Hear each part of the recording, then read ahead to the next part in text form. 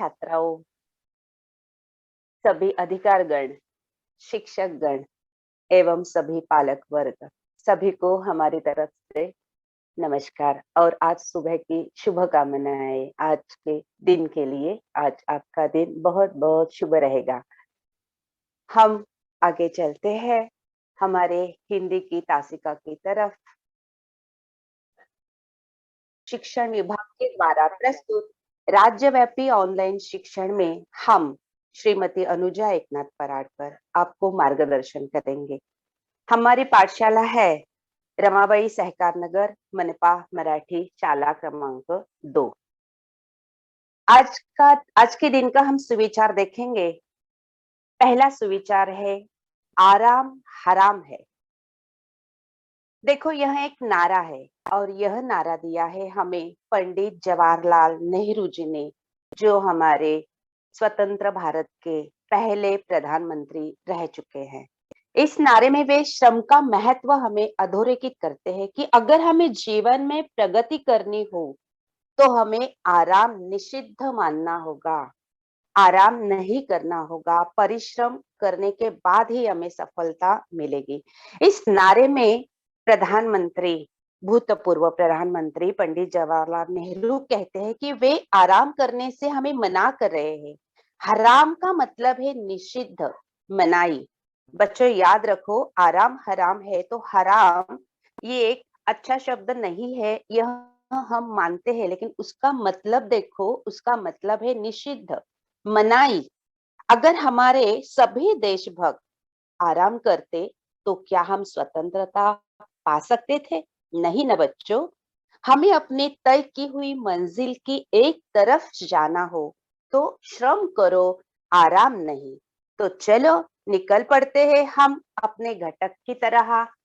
लेकिन आगे भी एक नारा आपको दिखाई दे रहा है, वो नारा है जय जवान जय किसान।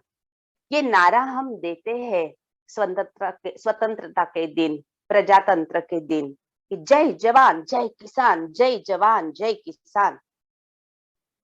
ये जो नारा है यह भारत का एक प्रसिद्ध नारा है। यह नारा भी बच्चों सबसे पहले 1965 में भारत और पाकिस्तान युद्ध के दौरान भारत के तत्कालीन प्रधानमंत्री नंबर 2 के श्री लाल बहादुर शास्त्री जी ने दिया था। उनकी कल पुण्यतिथि थी, ये आपको याद रखना है, 11 जनवरी में। इस युद्ध के दौरान जवानों और किसानों का हौसला बढ़ाने के लिए यह नारा बहुत ही महत्वपूर्ण रहा, जय जवान जय किसान। आप चित्र में भी देखते होंगे कि किसान के साथ साथ अपने तीनों भी जवान के स्थल दिखाई दे रहे हैं। देश की प्रगति के लिए खेती करने वाले किसान और देश के संरक्षण के लिए जवान यानी सैनिक, ये दोनों देश के रथ के दो पहिए हैं, जिनसे देश रफ्तार के साथ प्रगति पथ पर आगे बढ़ता है। इस हम खेती के आधार पर जो परिवर्तन आया है वो आगे हम देखते हैं कि हमारी कक्षा है 8वीं। आज तारीख है 12 जनवरी 2022। विषय हिंदी है और हमारा घटक है खेती से आई तब्दीलियां। तब्दीलियां का मतलब है बच्चों बदलाव, परिवर्तन। अब खेती से आई तब्दीलियां, बदलाव, परिवर्तन, ये समझाने के लिए हमें आए हैं लेखक पंडित जवाहरलाल जी नेहरू, जो हमने पहले ही आपको बताया है कि स्वतंत्र भारत के पहले प्रधानमंत्री रह चुके हैं।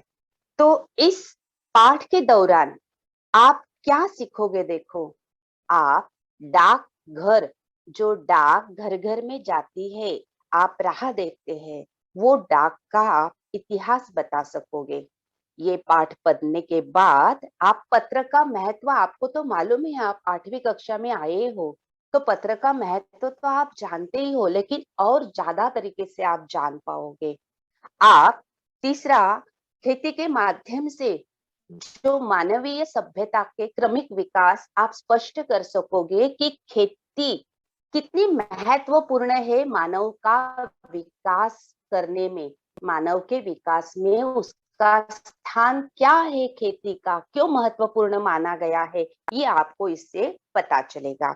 आगे आप देख सकोगे कि अपने पूरी दुनिया में अमीर और गरीब ये दोनों ही लोग के मापदंड क्या है, किसे अमीर कहा जाता है और किसे गरीब कहा जाता है, भावनात्मक से अमीर गरीब कैसे रहते हैं और रुपए के माध्यम से अमीर गरीब कैसे रहते हैं, इनका मापन आप कर सकोगे, इनके मानदंड आप समझ सकोगे खेती के माध्यम से इस पत्र के द्वारा।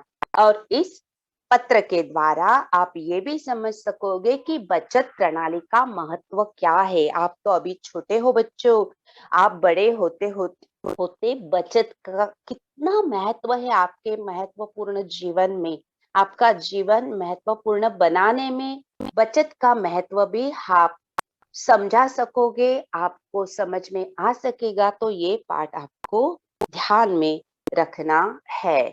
हम आगे बढ़ते हैं। हम खेती से आई तब्दीलियां, ये जो पाठ का नाम है, इस पाठ का लेखक खुद ब खुद श्रीयुत पंडित जवाहरलाल नेहरू, उन्हें तो आप सब जानते ही हो। पंडित जवाहरलाल जी का जन्मदिन हम खास तरीके से स्कूलों में मनाते हैं। क्या आप में से कोई बता सकता है कि किस नाम से हम उनका जन्मदिन मनाते हैं और कौन सी तारीख को? देखो बच्चों, आप में से कोई बता सकेगा? हम पंडित जवाहरलाल नेहरू जी का जन्मदिन अपने स्कूल में टीचर बहुत मात्रा children's day children's 14 day, yes, November 14 नवंबर, 14 नवंबर को हम बाल दिन, इस नाम से वो दिन मनाते हैं। बहुत अच्छे आयुष, आपने बहुत अच्छे सोच समझ के जवाब दिया है। तो देखो बच्चों, इतनी बड़ी हस्ती है पंडित जवाहरलाल जी, और फिर भी वो बच्चों के प्रति कितनी दयालु और कितने सच्चे प्रेमी थे। तो पंडित जी के हृदय में बच्चों की एक खास जगह थी। बच्चों, आपके जैसे बच्चों की, बच्चे यही देश की सच्ची संपत्ति है। इस दृष्टि से उन्होंने बहुत सारे विकास कार्यक्रम गतिविधियों में बाल कल्याण उपक्रमों को अग्रक्रम दिया था। तब अपने स्वतंत्र भारत के पास बहुत सारे पैसे नहीं थे, रुपए नहीं थे, आर्थिक मजाल नहीं थी, लेकिन फिर भी उन्होंने बाल कल्याण के लिए बहुत सारी मदद की है। बच्चे क्या पढ़ते हैं, इससे ज्यादा बच्चों पर कौन से संस्कार हो रहे हैं, इस पर पालक और शिक्षक गणों ने ध्यान देना चाहिए। ये विचार पर वे आग्रही थे। जन्मदिन 14 नवंबर 1879, स्वतंत्र भारत के वे पहले प्रधानमंत्री हो रह चुके हैं। वे चिंतक है, वक्ता है, लेखक और विचारक भी है। नेहरू जी ने आधुनिक भारत के निर्माण में महत्वपूर्ण भूमिका अदा की है। ये बात तो आपके ध्यान में रखनी है बच्चों, क्योंकि आगे जाके आप इन्होंने जो उद्योग बनाए हैं, उद्योगों को मदद की है, उसी किसी उद्योग में शायद आप नौकरी कर सकोगे भविष्य काल में। तो आपको ये महत्वपूर्ण याद रखना होगा कि इन्होंने विज्ञान और प्रौद्योगिकी के विकास में भारत को प्रोत्साहित किया। इसके पहले जब प्रधानमंत्री रह चुके हैं पहले, तो इससे पहले बहुत बड़े बड़े उद्योग अपने भारत में नहीं थे बच्चों। इसी कारण बिजली निर्माण के प्रकल्प भाखरा नांगल, ओडिशा में हीराकुड, आंध्र प्रदेश में नागार्जुन सागर सरकारी खजाने में खड़े किए उन्होंने। साथ ही साथ भारतीय उद्योगपति जमशेदजी टाटा की मदद से उन्होंने जमशेदपुर, रशिया की मदद से मध्य प्रदेश में भिलई, ब्रिटेन की मदद से पश्चिम बंगाल में दुर्गापुर में, और जर्मनी की मदद से ओडिशा में सरकेला में स्टील यानी पोलाद के कारखाने उन्होंने स्थापित किए। देखो बच्चों, हमारे भारत को औद्योगिक क्षेत्र में आगे बढ़ने के लिए उन्होंने हर एक देश से, हर एक उद्योगपति से मदद की, क्योंकि वे भारत को बहुत आगे जाने की सोच विचार रखते थे। और खेती के जमीन की उपज बढ़ाने के लिए ऐसे नहीं था कि उद्योग में ही उन्होंने ध्यान दिया। खेती ये जो महत्वपूर्ण पायाभूत व्यवसाय है, तो उस खेती के जमीन की उपज बढ़ाने के लिए बिहार में उन्होंने सिंदरी यहाँ खाद का कारखाना शुरू करने में प्रोत्साहित किया। उन्हें मालूम हुआ कि दूसरे देशों में खाद की उपज होने के कारण उनकी जो खेती बाड़ी जो है वो बहुत अच्छी फसल आती है, तो उन्होंने अपने भारत में भी अच्छी फसल होने के लिए खाद का कारखाना शुरू किया। खुद आराम को हराम मानकर देश की उन्होंने प्रगति की, इसलिए आराम हराम है उन्होंने अपने जीवन से हमें बताया है। ये भी आप याद रखो, इस बड़ी हस्ती का अपने किताब में पाठ है, ये भी बड़े अभिमान की बात है, ये भी आप याद रखो। इन्होंने सिर्फ प्रधानमंत्री की भूमिका ही नहीं निभाई बच्चों, तो इन्होंने लेखक की भी भूमिका निभाई है। इसलिए तो वे हमें बहुत अच्छे रास्ते पर हमें अभी मार्गदर्शन भी हो रहा है। उन्होंने लिखी हुई प्रमुख कृतियों को हम नजरअंदाज नहीं कर सकते। आप देख रहे हो, उन्होंने एक आत्मकथा, दुनिया के इतिहास का स्थूल दर्शन, भारत की खोज और हमारा पाठ जवाहर जी के जिस किताब से ये लिया गया है, खेती की तब्दीलियां, वह किताब है पिता के पत्र पुत्री के नाम। पिता के पत्र पुत्री के नाम, ये जो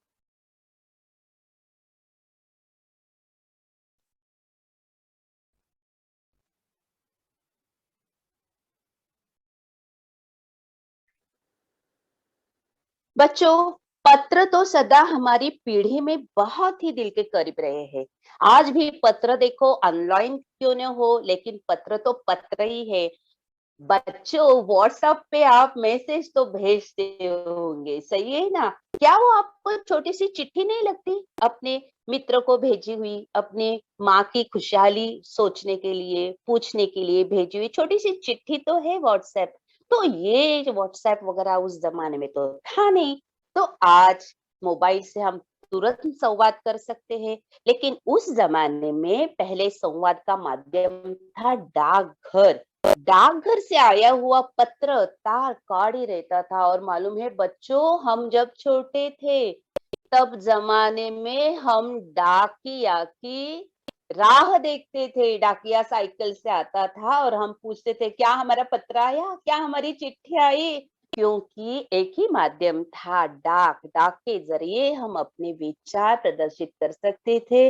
मुंबई से गांव वाले अपने जो नाते संबंधी थे उनसे हम संबंध प्रस्थापित करने का एक ही तरीका था, तो डाकिया। मालूम है बच्चों, पुराने जमाने में यानी कि हमारे जमाने में हम जब 10वीं पास हुए या 8वीं 9वीं 10वीं में थे तो हमारा रिजल्ट भी डाक से आता था, चिट्ठी से आता था। तो हम उस समय रिजल्ट के दिन राह देखते हुए दरवाजे पे खड़े रहते थे कि अभी डाकिया आएगा, मेरा रिजल्ट आएगा, मेरा रिजल्ट आएगा। इतने उत्साहपूर्ण ये डाक का बहुत महत्व है बच्चों। इस डाक के बारे में मैं छोटा सा इतिहास आपको बताना चाहूंगी कि ये डाक अंग्रेजों ने सैन्य और खुफिया सेवाओं की मदद के मकसद के लिए भारत में पहली बार 1688 में मुंबई में पहला डाकघर खोल रखा था। ये डाकघर आप चित्र में देख रहे हो जो ब्लैक एंड व्हाइट में है, वो है पहला डाकघर, जनरल पोस्ट ऑफिस, जिसे हम अभी जीपीओ कहते हैं। और ये भी हमारे मुंबई में छत्रपति शिवाजी महाराज टर्मिनस के नजदीक है। पुराने जमाने में वहां गेटवे ऑफ इंडिया से यहाँ तक पानी रहता था। देखो बच्चों, अब पानी दिख रहे हैं आपको, और नीचे की दोनों तरफ अब बहुत बड़े बड़े पेड़ उग गए हैं, पानी पीछे हट गया है और इमारत को और अच्छे ढंग से संवारा गया है।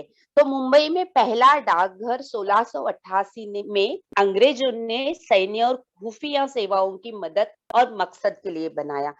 लगभग 500 साल, हाँ बच्चों, 500 साल पुरानी भारतीय प्रणाली की आज दुनिया की सबसे विश्वसनीय और बेहतर डाक प्रणाली में अव्वल स्थान पर है। आज भी हमारे यहाँ हर साल करीब 900 करोड़ चिट्ठियों को भारतीय डाक द्वारा दरवाजे दरवाजे तक पहुंचाया जाता है।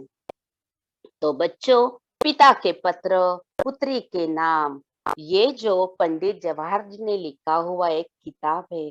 तो ऐसे पत्र और भी लोगों ने लिखे हैं। देखो, शिवकालीन पत्र का संग्रह है, डॉक्टर अंबेडकर जी के लिखे हुए पत्र है, महात्मा गांधी जी के पत्र नेहरू के नाम लिखे हुए हैं, सुंदर पत्र हमने मराठी में साने गुरुजी ने लिखे हुए हैं। प्रेमचंद जी, मुंशी प्रेमचंद जो सम्राट कहलाते हैं हिंदी में कहानियों के, उन्होंने भी खत लिखे हुए हैं। तो खत लिखने की प्रेरणा हर एक के दिल में सहजता या जन्म के साथ साथ उपज में रहती है। ये आप ध्यान रखो, पत्र एक अपने दिल में बहुत बड़ा स्थान रखता है। तो यह है किताब, ये किताब ही नहीं बच्चों, ये पिता के पत्र पुत्री के नाम, बल्कि यह एक पिता की भूमिका है जो उन्होंने बेटी इंदिरा को लिखे गए वे पत्र है जो सभ्यता की सबसे सुंदर और सरल व्याख्या करती है। किताब में एक तरफ अंग्रेजी में लिखे हुए नेहरू जी के विचार है, तो वही उन विचारों की कहानी के सम्राट प्रेमचंद जी ने इतनी सरल भाषा में पेश किया है कि पत्र सिर्फ पत्र नहीं रहे बच्चों, बल्कि पिता और बेटी के बीच का भावनात्मक कहानी बन गई। दरअसल 2 साल यूरोप में रहने के बाद जब 1927 में जवाहरलाल नेहरू जी अपनी पत्नी कमला और बेटी इंदिरा के साथ मद्रास के रास्ते पर समुद्र सफर कर रहे थे, तो समुद्री जहाज पर खड़ी इंदिरा जी ने पिता नेहरू से कोई सवाल किए कि ये संसार कैसे बना है, तरह तरह के जीव पिताजी कैसे बने, मनुष्य की सभ्यता कैसे विकसित हुई, अलग अलग राष्ट्र, धर्म और जातियां कैसे बनी। अनेकों सवाल इंदिरा के जहन में उठ रहे थे बच्चों, वह पिता नेहरू से पूछ रही थी। जब 1928 की गर्मी आई तो इंदिरा मसूरी में थी और पंडित जवाहरलाल नेहरू जी इलाहाबाद में थे। इस दौरान उन्होंने इंदिरा को 31 पत्र लिखे बच्चों, और इन पत्रों में उन सवालों का जवाब देने की कोशिश की जो इंदिरा जी ने जहाज पर पूछे थे। उन्हीं 31 पत्रों में से आज हम खेती की तब्दीलियां यह पत्र देखने और पढ़ने जा रहे हैं, समझने जा रहे हैं, जिसमें मानव ने आदिम अवस्था से लेकर आगे बढ़कर खेती के माध्यम से हुए मानवीय सभ्यता के क्रमिक विकास, अमीर गरीब के मानदंड एवं बचत प्रणाली को बहुत सुंदर ढंग से समझाया है। तो चलो, प्रस्तावना ज्यादा हुई है हमें मालूम है, लेकिन वो बहुत आवश्यक भी थी कि जानी मानी हस्ती सीधा साधा पत्र नहीं लिख सकती। उससे सिर्फ इंदिरा जी को नहीं, आज भी हमें मार्गदर्शन मिलता है। तो खेती से आए तब्दीलियां हम जाएंगे, मैं पहले वो परिच्छेद पढ़ती हूँ, बाद में हम उसका विवरण करेंगे। 5वां पाठ है, खेती से आए तब्दीलियां। पंडित जवाहरलाल नेहरू। प्रिय बेटी इंदिरा, अपने पिछले खत में मैंने कामों के अलग अलग किए जाने का कुछ हल बताया था। बिल्कुल शुरू में जब आदमी सिर्फ शिकार पर गुजर बसर करता था, काम बटे हुए न थे। हर एक आदमी शिकार करता था और मुश्किल से खाने भर को पाता था। सबसे पहले मर्दों और औरतों के बीच में काम बंटना शुरू होगा। मर्द शिकार करता था और औरत घर में रहकर बच्चों को पालतू जानवरों की निगरानी करती होगी। ये बात आप बच्चों इससे समझ लो कि जो तब्दीलियां का मतलब है बदलाव, कि बदलाव खेती से कैसे आया। तो शुरू में उन्होंने बताया, देखो कि कुछ मैंने हल बताया था कि कामों को अलग अलग किए जाने का। हल का मतलब हमने बाजू में लिखा हुआ है सुलझाव या समस्या का समाधान। देखो बच्चों, अभी फिर से स्कूल बंद हो गई तो पढ़ाई थोड़ी बंद हो गई, हमने हल निकाला। हमने ये जो समस्या थी तो हमने उसकी समस्या का समाधान निकाला, सुलझाव किया कि ऑनलाइन पढ़ाई शुरू कर दी। तो ऐसे ही पुराने जमाने में जब लोग आदिवासी की तरह रहते थे इतिहास में, तो उन्होंने भी उनके सामने जो बहुत सारे कामों की यादी थी, उसमें से कामों की उन्होंने बंटवारा शुरू नहीं किया था। तो कैसे बंटवारा हो गया, तो देखो, बिल्कुल शुरू में जब आदमी शिकार पर गुजर बसर करता था, सिर्फ शिकार, शिकार पर ही उसकी आजीविका चलती थी, उसका पेट भरता था। तो शिकार पर दोनों जाते थे, आदमी भी जाते थे और मर्द भी जाते थे। याद रखो लोगों, बच्चों की ये जो आदमी शब्द है वो आदमी शब्द मानव के समानार्थी शब्द के साथ आया है, और आदमी के दो पहलू है बाद में, मर्द और औरत। तो दोनों आदमी यानी औरत मर्द दोनों शिकार पर जाते थे। मुश्किल से खाना मिलता था उनको, क्योंकि आपको मालूम है जंगल में एक शिकार करने जाएंगे तो कितनी सावधानी बरतनी होती है, नहीं तो खुद की ही शिकार हो सकती है। तो बच्चों, मुश्किल से खाने भर को मिलता था। सबसे पहले मर्दों और औरतों के बीच काम बंटना शुरू हुआ। फिर क्या हुआ कि औरतों में ऊर्जा है वो थोड़ी कम है, ये मालूम होने के बाद उन्होंने औरतों को घर में बच्चे और पालतू जानवरों की निगरानी देखभाल करने के लिए रखा, और जो मर्द थे वो मर्द शिकार पर चले गए। ये दो हिस्से पहले हुए। देखो हाँ, अभी तक खेती नहीं आई है। खेती के पहले, खेती होने से पहले सिर्फ दो काम हुए करते थे, दो ही काम में हिस्से हुए कि एक काम में हुआ शिकार करना मर्दों का काम, और औरतें घर के बच्चे और पालतू जानवरों की देखभाल करते थे। अब आगे क्या हुआ देखो, जब आदमियों ने खेती करना सीखा तो बहुत सी नई नई बातें निकली। पहली बात ये हुई कि काम कई हिस्सों में बढ़ गए। कुछ लोग शिकार खेलते, कुछ लोग खेती करते और हल चलाते। जो जो दिन गुजरते गए आदमियों ने नए नए पेशे सीखे और उनमें पक्के हो गए। आपने हल तो जोतना सीखा है, गांव में जो बच्चे हैं उनको तो हल मालूम है, और मुंबई के बच्चों के लिए हम जिसे नांगर कहते हैं उसे हल कहते हैं। तो हल से अपनी जमीन को खदेड़ना पड़ता है, बाद में बीज बोए जाते हैं। तो वो हिस्से में बट गए कि काम में बंटवारा हो गया कि कुछ शिकार पर चले गए मर्द, कोई मर्द और औरतें खेती के लिए रुक गई। और नीचे वाली जो लाइन है वो बहुत महत्वपूर्ण है। देखो बच्चों, उसमें पेशा, जो जो दिन गुजरते गए तो आदमियों ने नए नए पेशे सीखे। पेशे का मतलब है व्यवसाय, काम, उद्योग, रोजगार। तो आपको मालूम होगा कि खेती के साथ साथ, मुझे बताइए कोई खेती के साथ साथ कौन कौन से उद्योग किसान कर सकता है? आपको तो मालूम है सिर्फ खेती नहीं, खेती के साथ साथ और भी कुछ व्यवसाय वहां पे वो करता है। किसी को मुर्गी मालूम है? के अंडे बेचना। यस, मुर्गियों को पालना, उसके अंडे बेचना, या गाय भेड़ बकरियां इनको पालना, उनका मांस बेचना, ये भी काम, यानी कि नए नए पेशे। यानी कि देखो सिर्फ खेती ही नहीं आई, खेती के साथ साथ नए व्यवसाय, काम और रोजगार भी आ गए। यहाँ क्या दिखाई दे रहा है कि मानवीय विकास हो रहा है।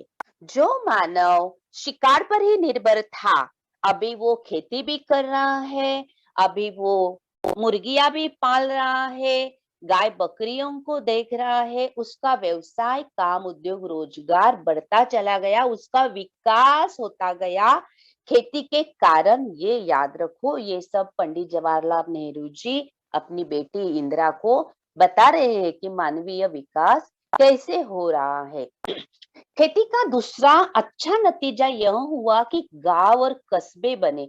देखो बच्चों, गांव और कस्बे, गांव का तो मतलब आप तो जानते हो, लेकिन कस्बे का मतलब हमने नीचे लिखा है। देखो कि कस्बा यानी गांव से बड़ी और शहर से छोटी बस्ती।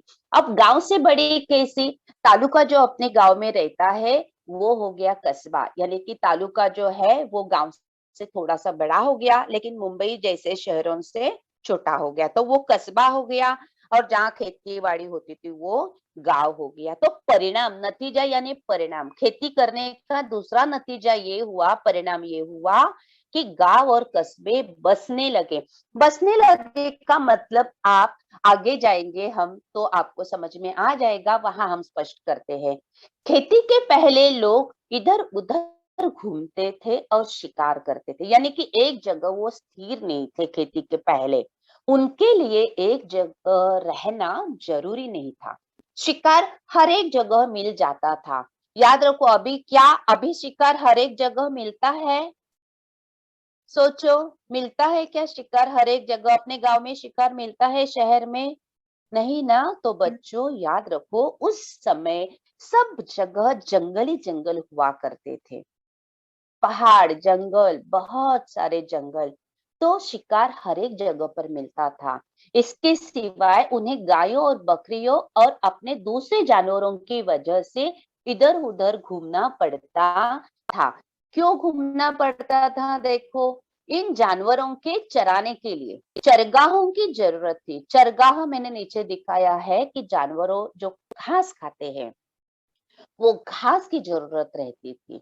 और एक जगह कुछ दिन चरने के बाद जमीन में जानवर के लिए काफी घास पैदा नहीं होती थी। तो एक बार जब घास खत्म हो जाती थी तो तुरंत नहीं आ सकती ना घास। तो पूरे शिकारी क्या करते थे, अपने जानवरों को लेके आगे जाते थे। सारी जाति को दूसरी जगह जाना पड़ता था। यहाँ जाति का संबंध समूह से है बच्चों, समूह है। जो मानव प्राणी है वो समूह से रहता है, अकेला अकेला नहीं रह पाता। तो समूह पूरा दूसरी जगह जाता था अपने जानवरों के साथ साथ शिकार करने। तो शिकार भी मिलता था, आगे जाते हुए घास भी मिलती थी। तो ऐसे उनकी जिंदगी आगे चली जा रही थी। लेकिन बच्चों, जब लोगों को खेती करना आया तो क्या हुआ? उनका जमीन के पास रहना जरूरी हो गया बच्चों। याद रखो, खेती की जमीन ऐसे ही नहीं, उन्होंने जंगलों की थोड़ी थोड़ी कटाई करके पूरी जमीन व्यवस्थित कर दी और उस पर उन्होंने खेती करना शुरू किया। और खेती करना तो आप बच्चों जानते हो, अ, हल से जमीन को खदेड़ दिया जाता है, फिर बीज बोया जाता है, फिर फसल उगती है, फसल की कटाई होती है, छाननी होती है, उसकी बोरियां भरी जाती है। इतना सारा सब करने के लिए क्या आगे जा सकेंगे छोड़ के खेती को? नहीं ना बच्चों। इसलिए जब लोगों को खेती करना आया तो उनका जमीन के पास रहना जरूरी हो गया, क्योंकि इतनी सारी काम करने के लिए एक साल तो जाता ही था। जमीन को जोत बोकर वो छोड़ नहीं सकते थे, उन्हें साल भर तक लगातार खेती का काम लगा ही रहता था। और इस तरह गांव और शहर बस गए। रहते रहते रहते उन्हें ऐसे लगने लगा कि खेती पर अपना सब कुछ आजीविका चल रही है, अपना गुजर बसर हो रहा है। तो शिकार के लिए रोज जाना नहीं पड़ता। तो वे साथ समूह पूरी जाति के साथ, पूरे समूह के साथ वहीं बस गए। और इसी तरह गांव बन गया। और जहां व्यापार किया जा रहा था अन्न धान्य का, वहां शहर बस गए। हम आगे जाएंगे। दूसरी बड़ी बात जो खेती से पैदा हुई वह यह थी कि आदमी की जिंदगी ज्यादा आराम से कटने लगी। देखो बच्चों, खेती से जमीन में अनाज पैदा करना सारे दिन शिकार खेलने से कहीं ज्यादा आसान था। सही है ना बच्चों? अभी मैं शेर के पीछे दौड़ी शिकार करने के लिए तो मुझे भी डर है कि कहीं पलट के शेर मुझ पर वार न करे। तो ये डर खेती करने से दूर हो गया। शिकार के लिए जाना नहीं तो डर नहीं, तो खेती तो हो गई, आराम से जिंदगी कटने लगी। आगे देखिए, इसके सिवा जमीन में अनाज भी इतना पैदा होता था जितना वे एकदम खा नहीं सकते थे।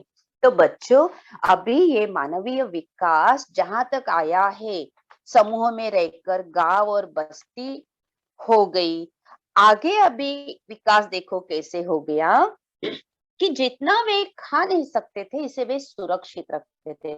अभी गांव में तो आपको मालूम है कि घर में अनाज रखने की एक जगह होती है जिसे कोठी कहा जाता है, तो सुरक्षित रखते हैं अन्न। तो यहाँ भी धान्य या अनाज सुरक्षित रखने लगे ये सब लोग। एक और मजे की बात सुनो, जब आदमी निपट शिकारी था तो वह कुछ जमा न कर सकता था या कर भी सकता था तो बहुत कम, किसी तरह पेट भर लेता था। इसका मतलब आप जानो, निपट शिकारी यानी निपट का मतलब है सर्वथा। यानी कि वो जब सिर्फ शिकारी था, खेती नहीं करता था, सिर्फ शिकारी यानी शिकार पर निर्भर रहता था। तो आप सोचो आज उसने भेड़िए की शिकार कर ली या शेर की शिकार कर ली। उन्होंने शेर अपने गांव में लाया, सभी लोगों ने मिलके उसे खाया और बच गया शेर का मांस। तो सोचो वो मांस शेर का क्या वो बहुत दिन तक उसी तरह सुरक्षित रख सकते थे?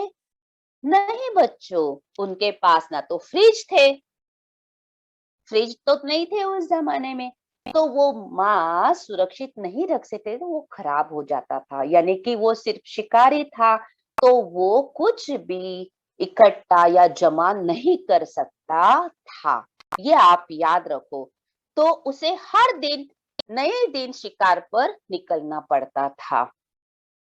उसके पास बैंक न थे, मालूम है ना, बैंक न थे जहां वह अपने रुपए और दूसरी चीजें रख सकता। उसे तो अपना पेट भरने के लिए रोज शिकार खेलना पड़ता था। लेकिन अभी खेती आई तो क्या हुआ बच्चों? बदलाव, तब्दीलियां क्या हुई? खेती से उसे एक फसल में जरूरत से ज्यादा मिल जाता था। देखो, आप भी जो गांव में बसे हुए हैं या जिनकी गांव में खेती है, उन बच्चों को भी मालूम होगा कि खेती में जो फसल आती है तो वो एक दिन में हम खत्म नहीं कर सकते खाकर।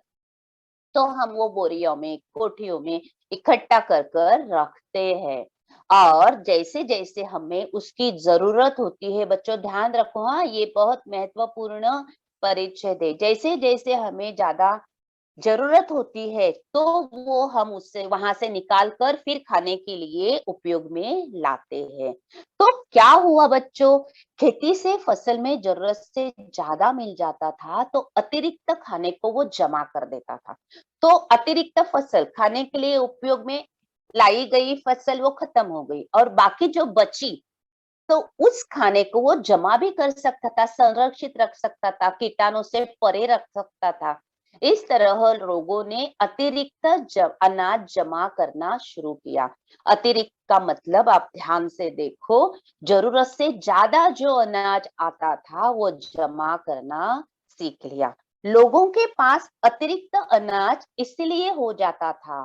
देखो हाँ बच्चों, बहुत महत्वपूर्ण है वाक्य है मानव का विकास, मानवता के विकास के लिए, कि लोगों के पास अतिरिक्त अनाज इसलिए हो जाता था कि वह उससे कुछ ज्यादा मेहनत करते, ज्यादा मेहनत करते थे, जितना सिर्फ पेट भरने के लिए जरूरी था उससे भी वो ज्यादा मेहनत करते थे। देखो, आप जब थोड़ी सी मेहनत करोगे तो आपको कम मार्क मिलते हैं परीक्षा में, और आप ज्यादा मेहनत करोगे तो ज्यादा गुण मिलते हैं। लेकिन वहां पर 100 की मर्यादा होती है, तो उससे आगे आपको नहीं मिल सकते। लेकिन खेती में ऐसा नहीं होता है। खेती में और ज्यादा मेहनत करोगे तो आपको और ज्यादा फसल मिल सकती है। जितना सिर्फ पेट भरने के जरूरी था उससे भी और ज्यादा मेहनत मानव करने लगा और वो संरक्षित करने लगा। अभी आगे देखो, ये भी बहुत महत्वपूर्ण परिच्छेद है बच्चों। हम अभी जो जिंदगी जी रहे हैं उससे इसका बहुत संबंध है। तुम्हें मालूम है कि आजकल बैंक खुले हुए हैं? उस समय का पत्र है, जवाहर जी ने इंदिरा जी को लिखा था जब वे 10 साल की थी, तब नए नए बैंक खुले हुए थे। अब तो जगह जगह बैंक खुले हुए हैं और आप बच्चों को मालूम है कि जहां लोग रुपए जमा करते हैं और चेक लिखकर निकाल सकते हैं। जब जरूरत से ज्यादा रुपया हमारे पास हो जाता है तो हम वो अतिरिक्त रुपया, जरूरत से ज्यादा रुपया बैंक में जमा करते हैं। और जब जरूरत महसूस होती है तो क्या करते हैं बच्चों? हम चेक लिखकर या हम एटीएम कार्ड लेकर जाते हैं या खुद बैंक में चले जाते हैं, पर्ची लिखते हैं और अपना रुपया निकालते हैं। आगे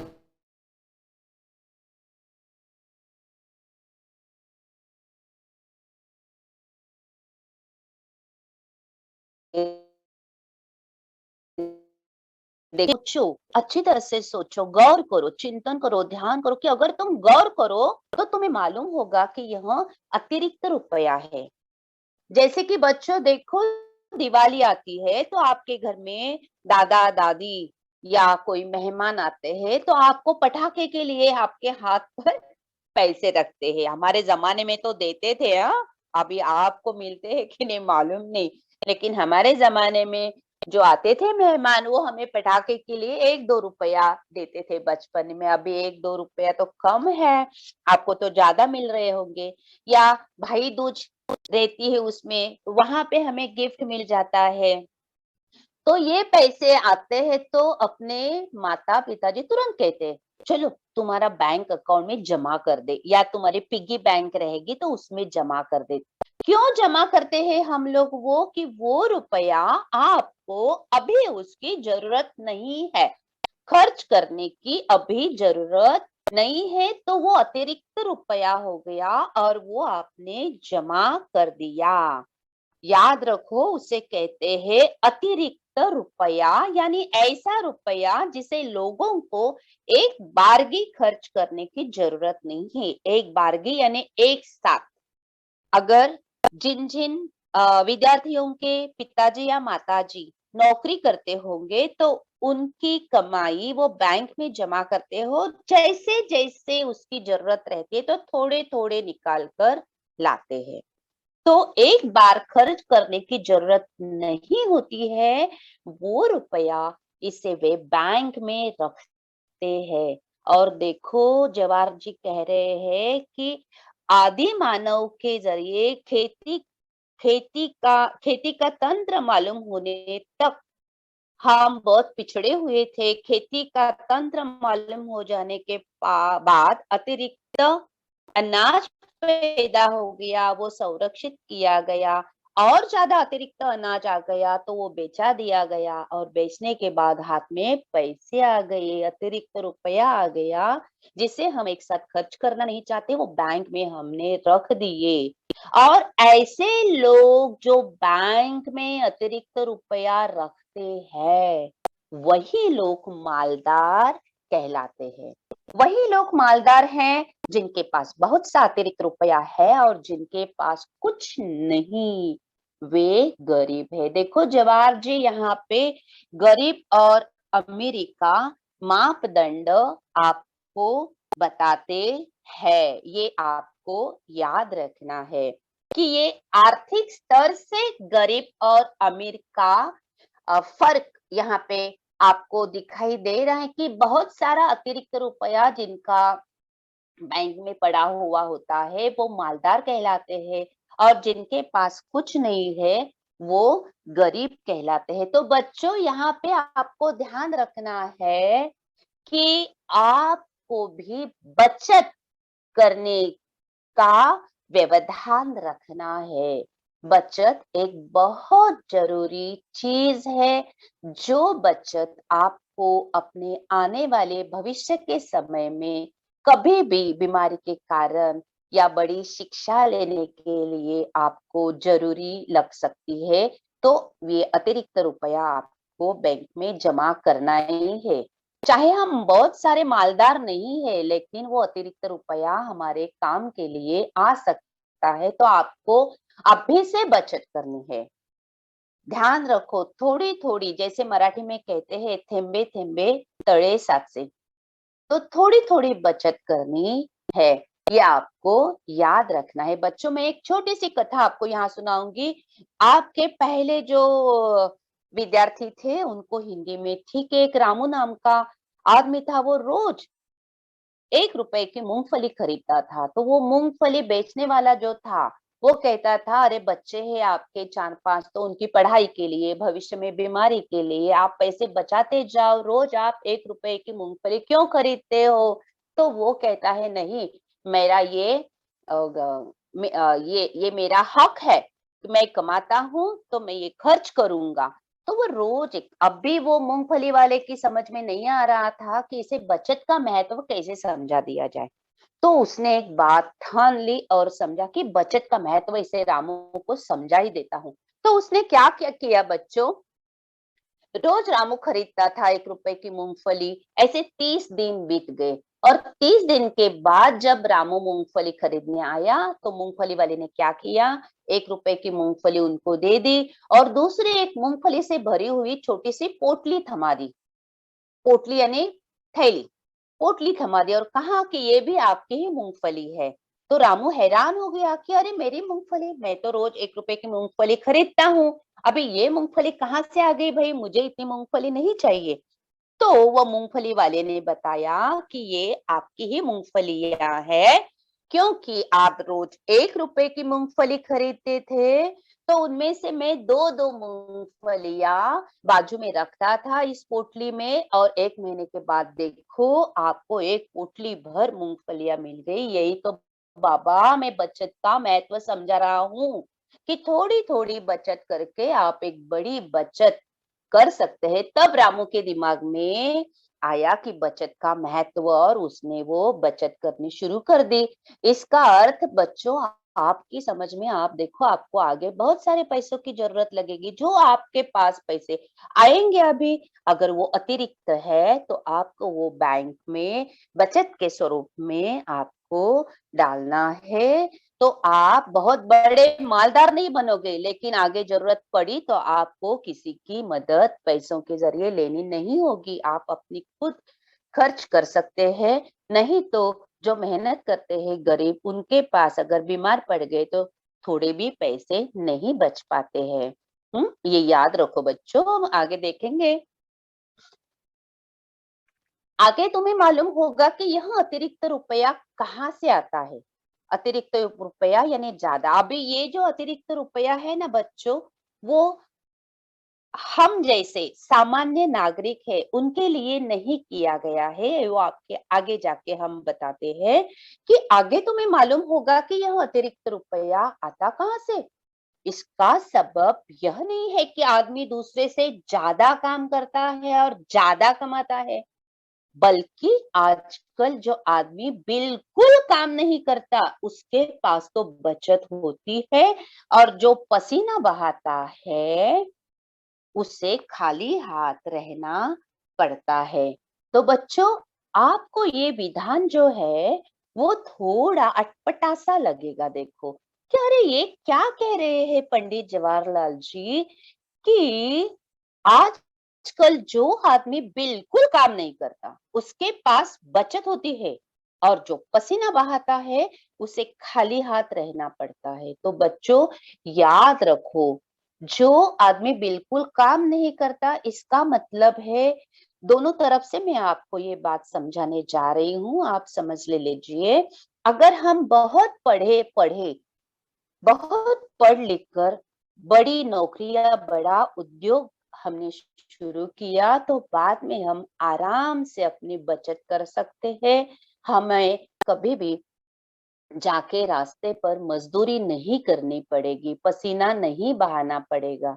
तो आज जो मजदूर है वो कम पढ़े लिखे हैं, इसलिए मजदूरों के सिवा उनके पास कोई चारा नहीं है आजीविका चलाने के लिए। बच्चों बहुत परिश्रम करना पड़ता है, बहुत उन्हें पसीना बहाना पड़ता है, तो उन्हें बाद में जो रोज की कमाई जो मिलती है उससे उनका रोज का ही आजीविका होती है, खत्म हो जाते पैसे, तो उन्हें पास में उनके कुछ अतिरिक्त रुपया नहीं बच पाता।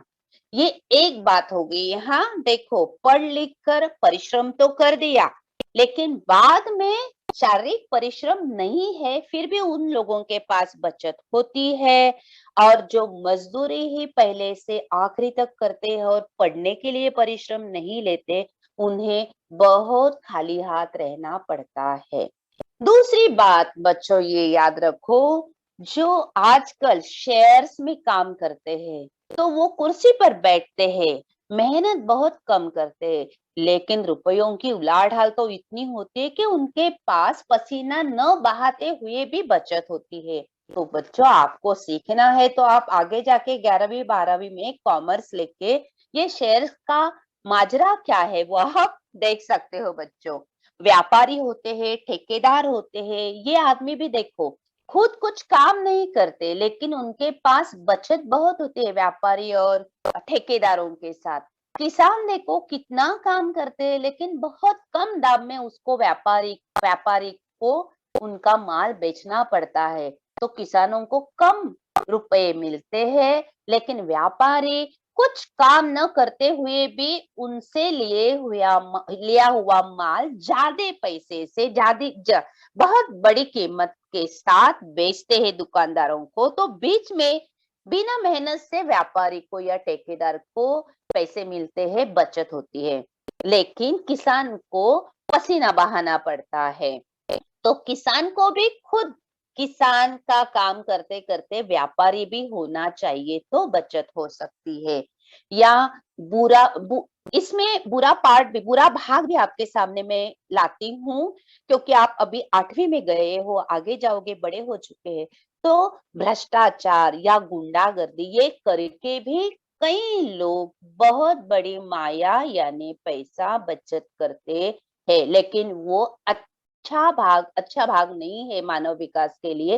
लेकिन आपके सामने तो आना चाहिए। तो ऐसी बात करके आपको बचत नहीं करनी है। आपको बचत करनी है तो आप पढ़ लिख कर अच्छे ढंग से नौकरी उद्योग करके बचत कर सकते हो। तो पसीना बहाकर आपको खाली हाथ नहीं रहना पड़ेगा। तो जवाहरलाल जी को ऐसे लगता है कि कितना बुरा इंतजाम है, कि बहुत से लोग समझते हैं कि इसी बुरे इंतजाम के कारण दुनिया में आजकल इतने गरीब है।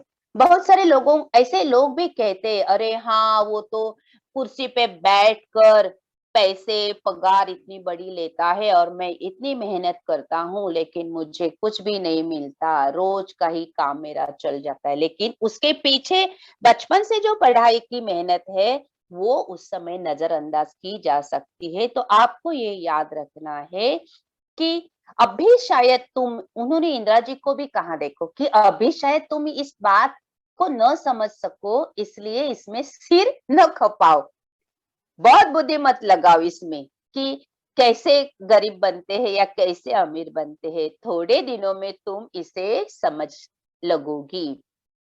तो आगे हम जाते हैं कि इस वक्त जो तुम्हें इतना जानना पर्याप्त है, पर्याप्त यानी जो जानना काफी है, वही मैंने इस खत में लिखा है। ऐसे जवाहरलाल जी ने कहा है कि मानव के इतिहास में मानव क्या करता था, शिकारी कैसे था, खेती हो जाने के बाद कैसे उसका विकास हुआ, गांव कस्बे कैसे बने, उसका अतिरिक्त अनाज के साथ अतिरिक्त रुपया कैसे जुड़ गया, ये विकास होते होते होते यही जानना आपके लिए इस समय इस आयु के हिसाब से योग्य है, काफी है।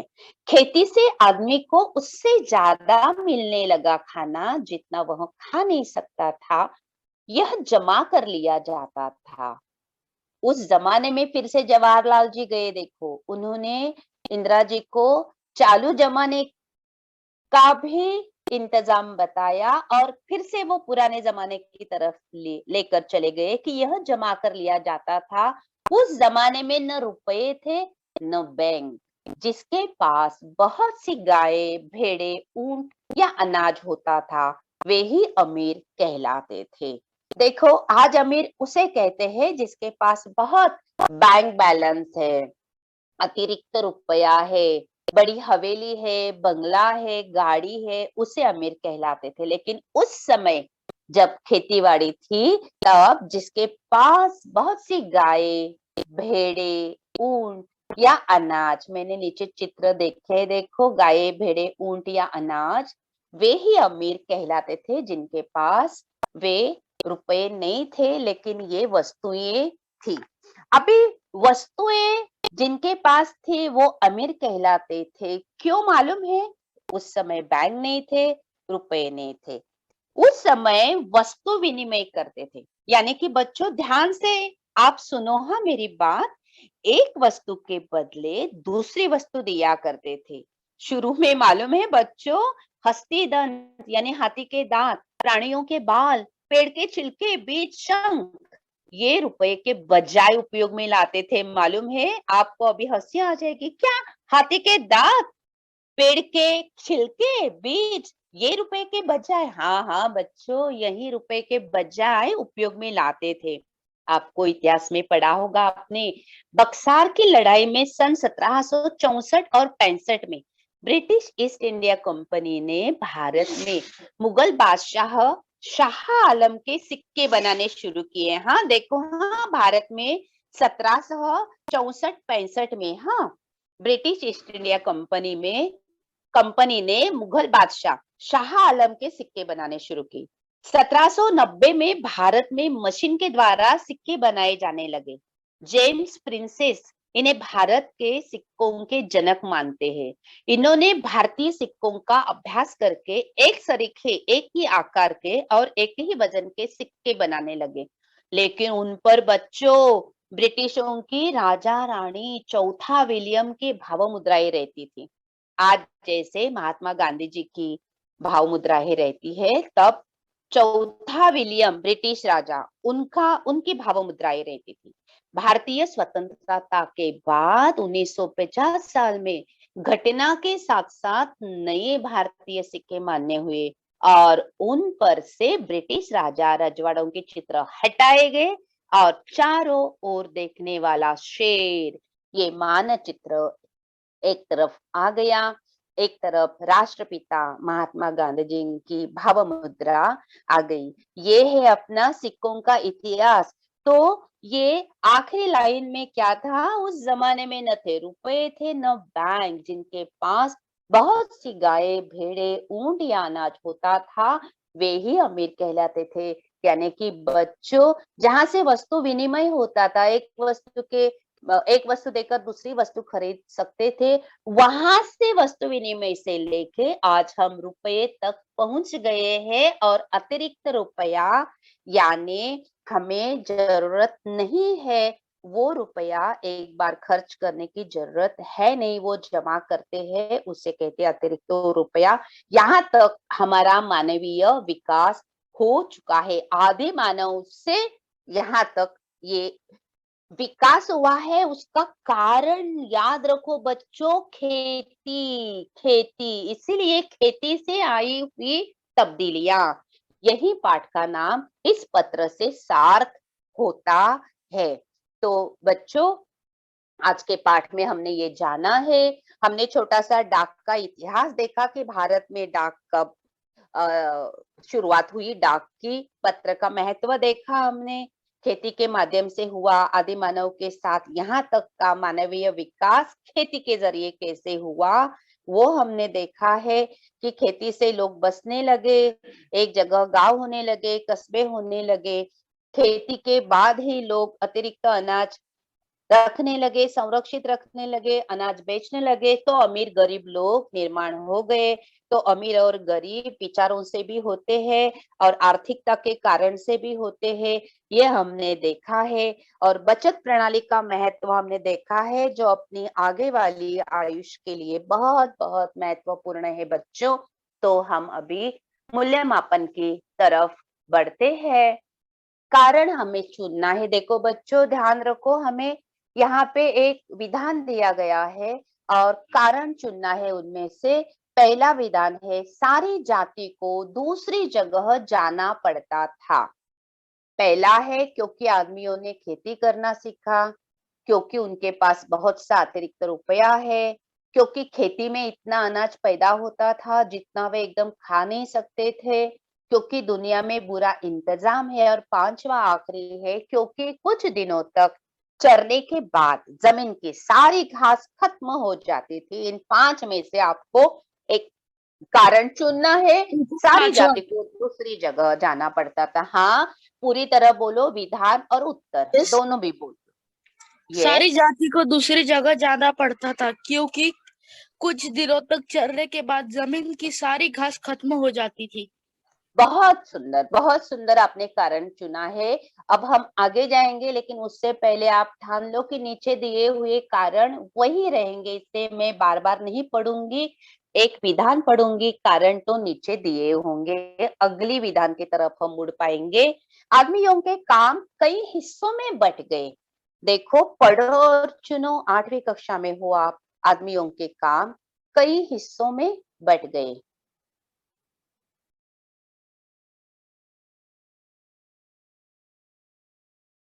क्योंकि आदमियों के काम कई हिस्सों में बट गए, क्योंकि आदमियों ने खेती करना सीखा। हाँ, आदमियों ने खेती करना सीखा, तो खेती के काम, शिकार के काम, और खेती में तो जोतने के साथ साथ और भी सुखाना, काटना, बोरियों में भरना, और उनके साथ साथ जो पालतू जानवर रहते थे उनको भी चरगाह में लेके जाना, बच्चों के, तो सभी काम हिस्सों में बट गए, क्योंकि खेती के कारण ये बदलाव आ गया है, ये तब्दीली आ चुकी है। तीसरा देखो, अनाज सुरक्षित रखना आरंभ हुआ, कारण चुनो। अनाज सुरक्षित रखना आरंभ हुआ क्योंकि आदमियों ने खेती करना सीखा। टीचर ऑप्शन नंबर 1 क्योंकि खेती आरंभ हुआ क्योंकि खेती से इतना अनाज पैदा होता था जितना वे एकदम खा नहीं सकते थे। सही सही सही उत्तर, अनाज सुरक्षित रखना आरंभ हुआ क्योंकि खेती में इतना अनाज पैदा होता था जितना वे एकदम खा नहीं सकते थे। देखो, अभी घर में भी देखो, जब कोई त्योहार आता है और पूरन पोली बनती है तो बहुत मात्रा में बनती है, पूरी पूरन पोलियां खत्म नहीं होती तो माँ क्या करती है, रख देती है। अगर कोई अलग सी चीज हो जो खराब हो सकती है तो फ्रिज में रख देती है। तो वो सुरक्षित रखना क्यों चाहती है, क्योंकि वो एकदम खा नहीं सकते। तो सही है जवाब, अनाज सुरक्षित रखना आरंभ हुआ क्योंकि खेती में इतना अनाज पैदा होता था कि जितना वे एकदम खा नहीं सकते थे। लोग बैंक में रुपए रखते थे, कारण चुनो बच्चों, पढ़ो।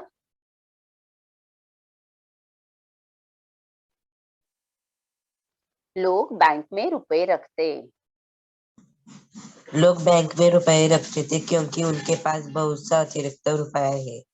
हाँ, हम अब भी लोग बैंक में रुपए रखते हैं क्योंकि अतिरिक्त है। अतिरिक्त यानी जरूरत से ज्यादा जो रुपया है वो एक बारगी, याद रखो शब्द, एक बारगी, एक साथ हम खत्म नहीं कर सकते और नहीं उसका उपयोग है, इसलिए वो हम बैंक में रखते हैं। इसलिए लोग बैंक में रुपए रखते हैं। सही जवाब है, उनके पास बहुत सा अतिरिक्त रुपया है।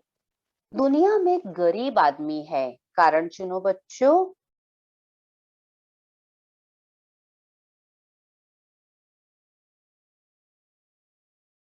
क्योंकि दुनिया में बुरा इंतजाम है। हाँ, क्योंकि दुनिया में बुरा इंतजाम है। दुनिया में गरीब आदमी क्यों है? वो उनके भविष्य के कारण या एकदम पढ़ाई कम हुई इसलिए कारण भी नहीं है, लेकिन दुनिया में इंतजाम ही बुरा है। कुछ कुछ जो मैंने बुरा पार्ट आपको बताया था जिंदगी का, कि भ्रष्टाचार, गुंडागर्दी, इसके कारण भी दुनिया में बहुत सारे लोग आगे नहीं बढ़ पाते, तो वो गरीब रह पाते हैं, पढ़ाई के बिना गरीब रहते हैं। तो ये दुनिया में बुरा इंतजाम है। ये बुरा इंतजाम क्यों कहा है? तो पंडित जी का कहना है कि पढ़ाई में बच्चों के ध्यान देना चाहिए, आगे बढ़ना चाहिए, तो ये बुरा इंतजाम खत्म हो जाएगा। तो खेती से तब्दीलियां तो आ ही चुकी है, तो ये भी तब्दीली आनी जरूरी है कि गरीब आदमी ही ना रहे। तो ये इंतजाम हमें खत्म करना चाहिए सामाजिक प्रगति के जरिए।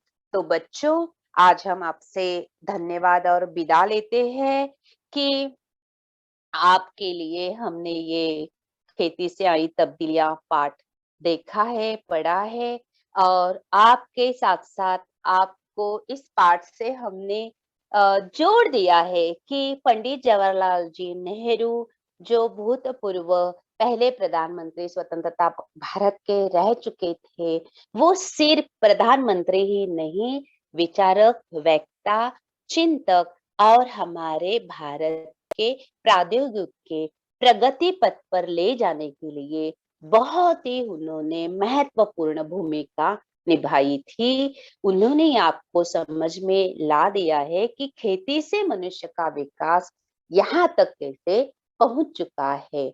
तो शायद आपके दिमाग में ये सब बातें आ चुकी होंगी। तो हम आपसे विदा लेते हैं। धन्यवाद। आप जरूर घर जाकर गृहपाठ पाठ ठीक से पढ़िए और नीचे का जो स्वाध्याय है वो स्वाध्याय आपको चिढ़वाना है और अपने ग्रुप में वो स्वाध्याय आपको भेजना है। धन्यवाद।